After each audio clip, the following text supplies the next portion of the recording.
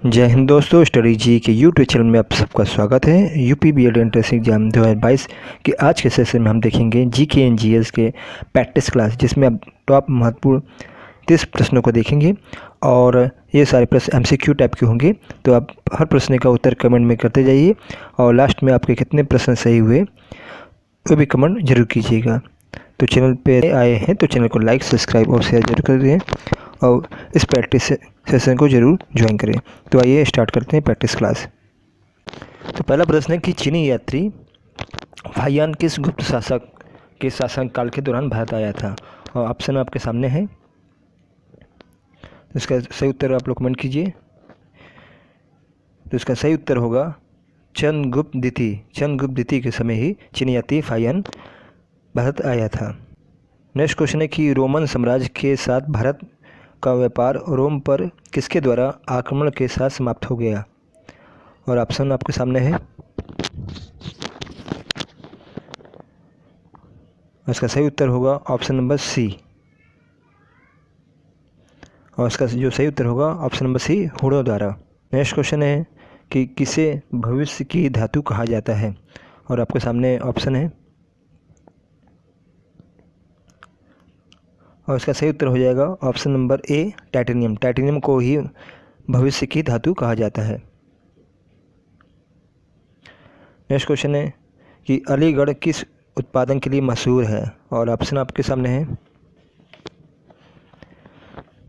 तो इसका सही उत्तर हो जाएगा ऑप्शन नंबर ए, ताले बनाने के लिए। जो अलीगढ़ है ताले बनाने के लिए फेमस है। नेक्स्ट क्वेश्चन है कि दिल्ली के लाल किले में किस चट्टान का प्रयोग किया गया है? और ऑप्शन आपके सामने है। और इसका सही उत्तर हो जाएगा ऑप्शन नंबर बी, बलुआ पत्थर। बलुआ पत्थर का प्रयोग दिल्ली के लाल किले में प्रयोग किया गया था। नेक्स्ट क्वेश्चन है कि खरीफ की फसल की अवधि है।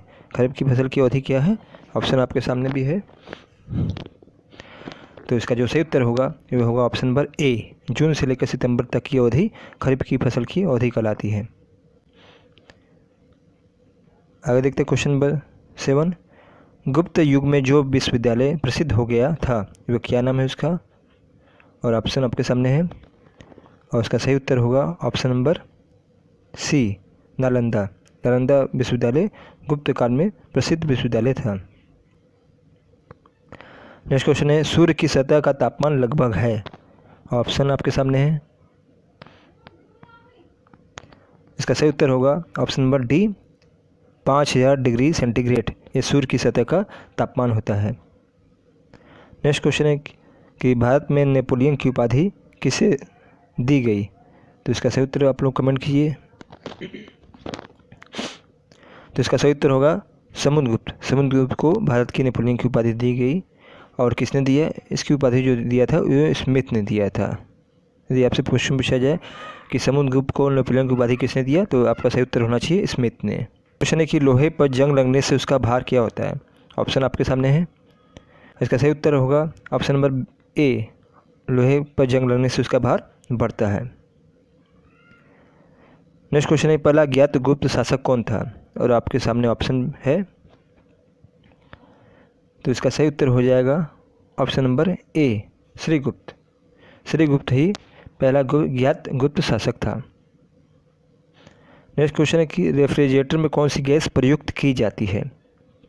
और आपके सामने ऑप्शन भी है।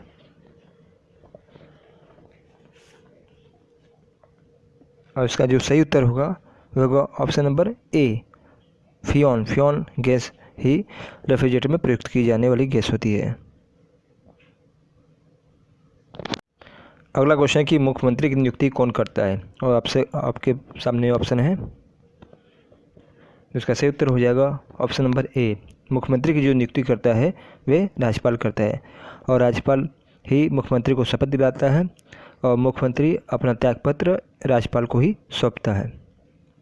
वायुमंडलीय दाब मापने का पैमाना है। तो वायुमंडलीय दाब मापने का पैमाना क्या है? ऑप्शन आपके सामने भी है। तो इसका सही उत्तर जो होगा option number A, barometer. Barometer ही वायुमंडलीय दाब मापने का पैमाना है। अगला क्वेश्चन देखते हैं, निम्न में से किसकी रचना हर्षवर्धन ने नहीं की है? यहाँ पे ध्यान रखिएगा, नहीं शब्द है, नहीं की। तो इसका जो सही उत्तर होगा ऑप्शन नंबर ए हर्षचरित की रचना हर्षवर्धन ने नहीं की थी, जबकि हर्षचरित की रचना बाणभट्ट ने की थी। किसने की थी? बाणभट्ट ने। नेक्स्ट क्वेश्चन है, किस वर्ष में भारत में जनसंख्या वृद्धि ऋणात्मक हुई थी? मतलब किस जनगणना वर्ष में भारत की जनसंख्या वृद्धि ऋणात्मक हुई थी? तो आपका सामने ऑप्शन है और इसका सही उत्तर होगा ऑप्शन नंबर डी 1921 को भारत की जनसंख्या ऋणात्मक हुई थी। इसे महान विभाजक वर्ष के नाम से भी जाना जाता है। यदि आपसे क्वेश्चन पूछा जाए कि भारत में महान विभाजक वर्ष कौन सा था, तो ये 1921 कहलाएगा। क्वेश्चन है कि गुप्त शासकों की सरकारी भाषा थी। तो गुप्त शासकों की सरकारी भाषा क्या थी? ऑप्शन आपके सामने है। तो इसका जो सही उत्तर होगा वह होगा ऑप्शन नंबर डी संस्कृत गुप्त शासकों की सरकारी भाषा थी। अगला क्वेश्चन कि हमारे सौर परिवार में कितने ग्रह हैं? तो इसका सही उत्तर होगा ऑप्शन नंबर ए 8 ग्रह सौर परिवार में पाए जाते हैं। अगला क्वेश्चन कि बिहार का शोक किस नदी को कहा जाता है? और आपके सामने ऑप्शन है। तो इसका सही उत्तर होगा कोसी नदी, ऑप्शन ए कोसी नदी। कोसी नदी बिहार का शोक नदी कहा जाता है। नेक्स्ट क्वेश्चन है कि भारत का मैनचेस्टर किसे कहा जाता है? तो भारत का मैनचेस्टर किसे कहा जाता है? ऑप्शन आपके सामने है। तो इसका जो सही उत्तर होगा ऑप्शन नंबर ए अहमदाबाद को ही भारत का मैनचेस्टर कहा जाता है। नेक्स्ट क्वेश्चन है कि दिल्ली की सुल्तान रजिया सुल्तान किसकी पुत्री थी? तो दिल्ली की सुल्तान रजिया सुल्तान किसकी पुत्री थी? ऑप्शन आपके सामने है। तो इसका जो सही उत्तर होगा ऑप्शन नंबर ए इल्तुतमिश की पुत्री थी रजिया सुल्तान, और ये सुल्तनत काल की पहली महिला सुल्तान भी थी। नेक्स्ट क्वेश्चन है कि माचिस की तीली पर किसका मसाला होता है? तो माचिस की तीली पर किसका मसाला होता है? ऑप्शन आपके सामने भी है।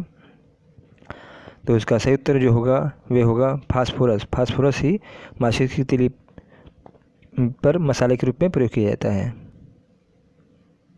नेक्स्ट क्वेश्चन है कि किस स्थान पर तेल रिफाइनरी कारखाना है? तो तेल रिफाइनरी कारखाना कहाँ पर है? ऑप्शन आपके सामने है। तो इसका सही उत्तर हो जाएगा ए बरौनी में ही तेल रिफाइनरी कारखाना है। नेक्स्ट क्वेश्चन है गोवा को पुर्तगालियों से कब आज़ाद करवाया गया? तो आपके सामने ऑप्शन भी है। जिसका जो सही उत्तर होगा वह होगा ऑप्शन नंबर ए 1964 को गोवा को पुर्तगालियों से आज़ाद करवाया गया। नेक्स्ट क्वेश्चन है कि कवि कालिदास किसके राजकवि थे? और आपके सामने ऑप्शन है। तो जो उसका सही उत्तर होगा वह होगा चंद्रगुप्त सेकंड के में ही कवि कालिदास उसके राजकवि थे। नेक्स्ट क्वेश्चन है कि बैटरी में किस तरह का ऊर्जा परिवर्तन होता है? तो आपके सामने ऑप्शन भी है। इसका सही उत्तर होगा ऑप्शन नंबर बी। जो बैटरी में जो ऊर्जा का परिवर्तन होता है वह रासायनिक ऊर्जा से विद्युत ऊर्जा में होता है। नेक्स्ट क्वेश्चन है कि मणिपुर की राजधानी क्या है? तो मणिपुर की राजधानी क्या होगा? तो इसका सही उत्तर होगा ऑप्शन नंबर ए इम्फाल मणिपुर की राजधानी है। नेक्स्ट क्वेश्चन है कि शाहनामा किसकी कृति है? इसका सही उत्तर होगा ऑप्शन नंबर ए फिरदौसी की ही शाहनामा है। नेक्स्ट क्वेश्चन है कि घरेलू प्रयोग में पाए जाने वाली चीनी में पाया जाता है। तो घरेलू उपयोग में पाए जाने वाली चीनी में क्या पाया जाता है? ऑप्शन आपके सामने है। तो जो उसका सही उत्तर होगा ऑप्शन नंबर ए सुक्रोज ही चीनी में पाया जाता है। नेक्स्ट क्वेश्चन है कि कंचनजंगा पर्वत शिखर कहाँ स्थित है? और जो इसका सही उत्तर होगा ऑप्शन ए सिक्किम ही कंचनजंगा पर्वत शिखर स्थित है। तो दोस्तों आपने 30 में से कितने प्रश्नों को सही उत्तर दिया ये कमेंट जरूर करें, और ऐसी प्रैक्टिस करते रहें। और हमारे चैनल पे अन्य वीडियो भी पड़े हैं यूपी बीएड से संबंधित, उसको जरूर देखें।